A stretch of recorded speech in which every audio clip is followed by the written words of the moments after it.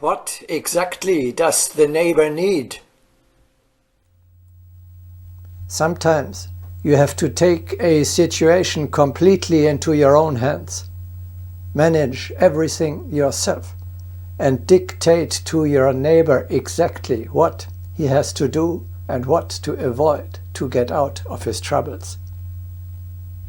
Another time, on the other hand, you have to give him the greatest freedom, let him decide alone, and render only a little assistance for self-help. It is a difficult task to find out what the needy really needs. This is not necessarily the same thing he is asking for, and not always that what you would like to give.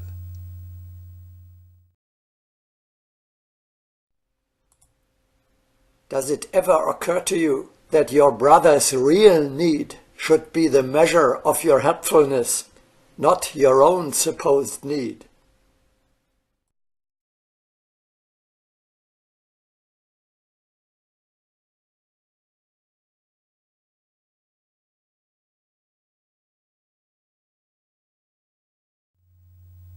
Normally, you must not release the person seeking support from the responsibility of helping himself.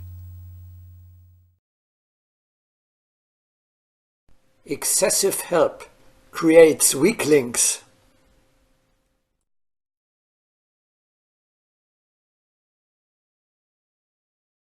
And if I am only being taken advantage of? This is actually a danger. Make sure that your neighbor does not exploit your selflessness and makes use of you to serve his egotism. Many people, consciously or unconsciously, employ their weakness to gain support for their basically selfish ends. Especially within the family, we often observe someone, typically the mother, sacrifices himself for something that is not worth the effort on closer inspection, namely the egotism of the children or of the partner.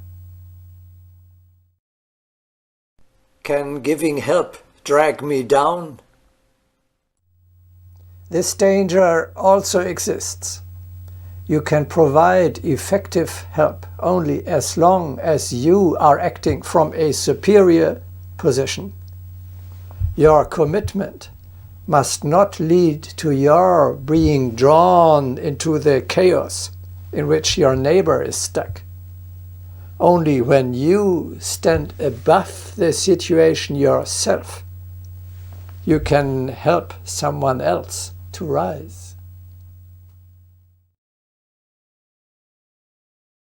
There was one of the deepest of all deep truths hidden in the command of Jesus to the would-be disciple who would fain care for a newly made bride or bury a friend. What is that to thee? Follow thou me. And contrary to the general idea of the apparent heartlessness of the command, that command was in fact the most loving, the most necessary. For anything that would tend to draw back the disciple into the slough he was leaving, when just on the verge of attaining to power, by which he could succor those he was leaving, or who had left him, would be most deprecable from all points of view.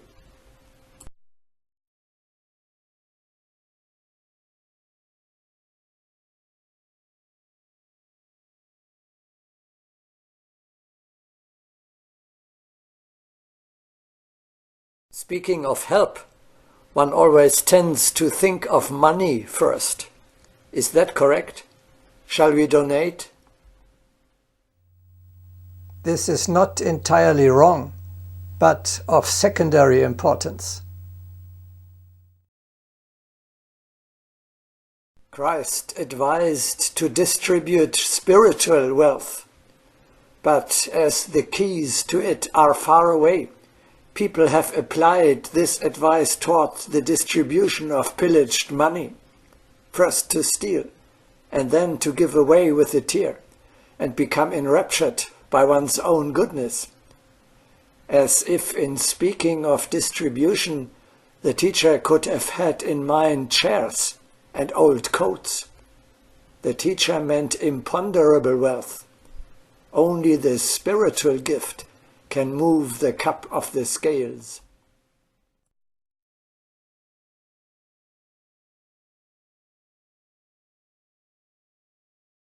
Monetary alms should be abolished, as help can be provided through labor or objects.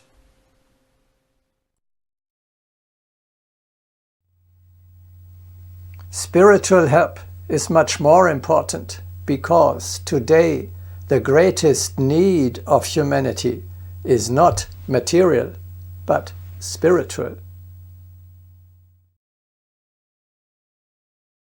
Help in spirit is the most powerful.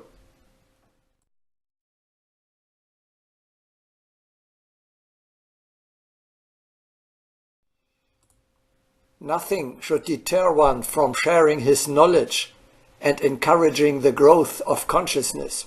Therein lies love for one's fellow man.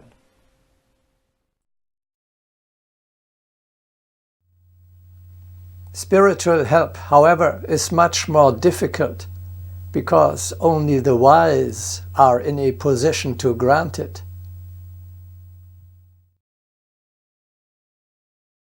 Timely encouragement is valuable, perhaps more valuable than many other kinds of help.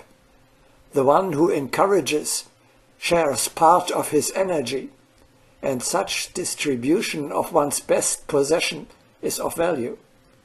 Let all those who wish to think about the supermundane first of all experience the joy of help.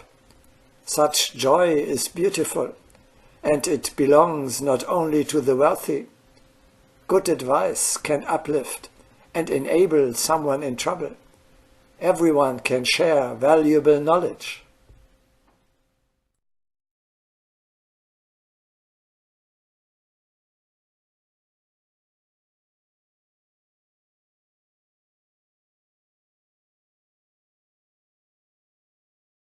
In the East, it is often said, help is not appropriate.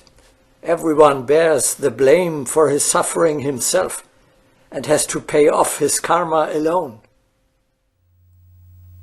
This is completely wrong. As we had already said, the knowledge of the law of karma must not mislead us to premature or merciless judgments or to a fatalistic attitude. Of course, the sufferer is entitled to our compassion and help. This clearly tells us the natural feeling of our heart. Nowhere is it written that everyone has to overcome his karma alone. On the contrary, our common karma we can only solve together. Help, when sincerely given, does not violate the law of karma. There is the fanatic conception that one should not help one's neighbor because it would intrude upon his karma. This is a dangerous error. The fanatics do not wish to perceive that one who helps acts precisely in accordance with karma. Men must provide all possible help without thinking about karma.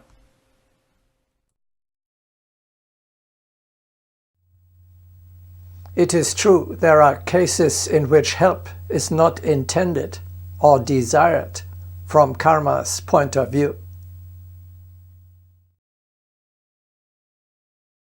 It is especially difficult to help people involved in karma. It may be noticed that each good action encounters a certain counteraction from the one to whom help is sent. Thus is confirmed the ever-presence of the particular energy that is called the guardian of karma, Those who disturb karma encounter, as it were, a repulse. Each one can recall how his useful counsels have occasioned a most inexplicable rebuff. People who were considered rational have sometimes begun to speak against their own advantage. One should then seek the reason in karmic causes. The guardian of karma is very strong.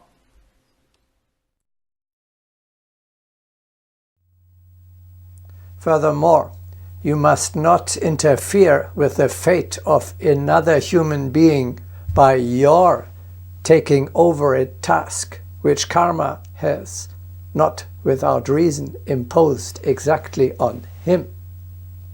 By doing so, you would destroy the work of karma, which ultimately means well with the person concerned. The inviolability of karma remains one of the subtlest conditions of all.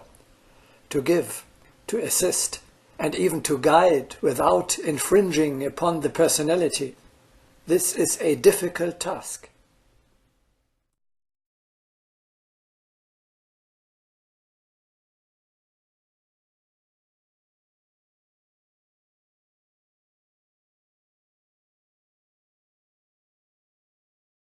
Do not I lose strength? Will I not weaken myself when I help? We had already said, your soul is growing greater not when it takes, but when it gives. Thus, when you assist people in need, you are promoting your own spiritual growth.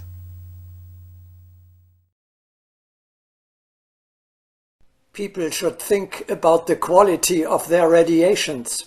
Each act of good improves one's radiations. People can help themselves by helping their neighbor.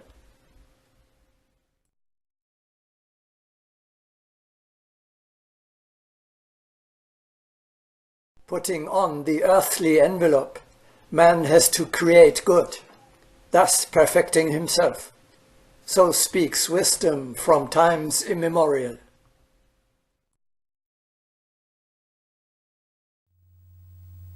However, this only applies as long as you are acting completely selflessly. Make sure that you do not help out of selfish calculation, doing good in order to gain an advantage, even if it is spiritual growth, will certainly not be the proper motivation.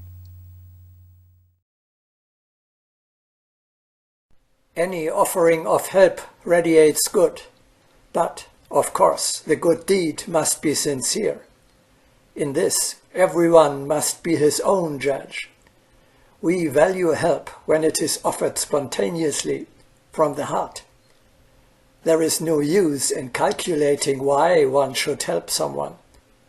Most people would help a passing stranger in distress without thinking what a beautiful deed they are performing. And such conduct is right, for self-congratulation undermines all good results.